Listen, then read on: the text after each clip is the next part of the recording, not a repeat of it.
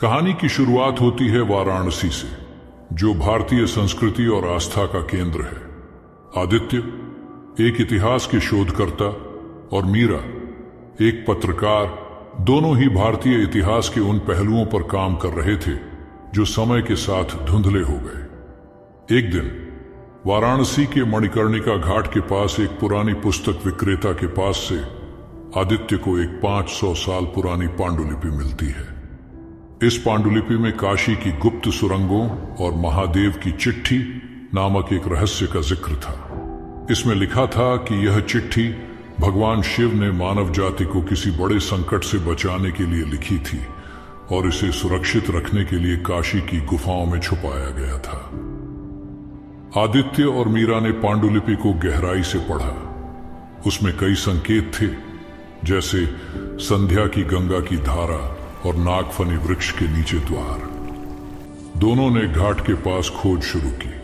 कई दिनों की मेहनत के बाद उन्हें गंगा के किनारे एक पुराना द्वार मिला जो गुफा में जाता था। गुफा में प्रवेश करते ही उन्हें महसूस हुआ कि यह कोई साधारण जगह नहीं है। वहां दीवारों पर शिव की लीलाओं के चित्र बने थे और कुछ हिस्सों में मिट्टी के बने हुए प्राचीन यंत्र पड़े थे। लेकिन गुफा में एक और खास चीज थी, गुप्त संकेत जो उन्हें आगे की ओर ले जा रहे थे। गुफा के अंदर उन्हें एक ताम्र पत्र मिला जिस पर संस्कृत में लिखा था, यह चिट्ठी मानवता के उत्थान के लिए है, लेकिन यदि लोभ इसे छूता है तो सर्वनाश अवश्यम भावी है।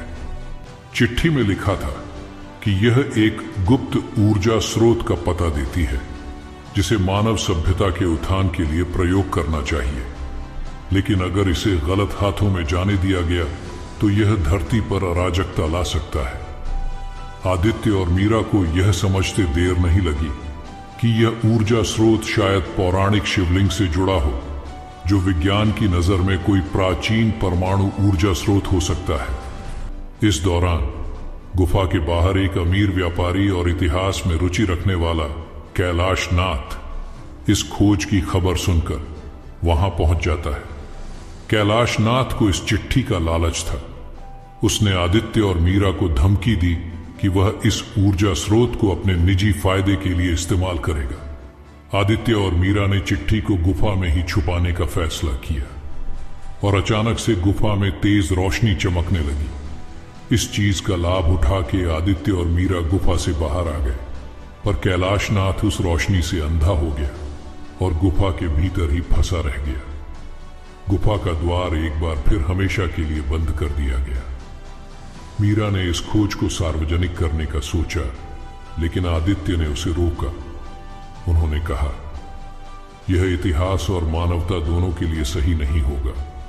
कुछ रहस्य आस्था और विज्ञान के बीच संतुलन बनाए रखने के लिए छुपे रहने चाहिए।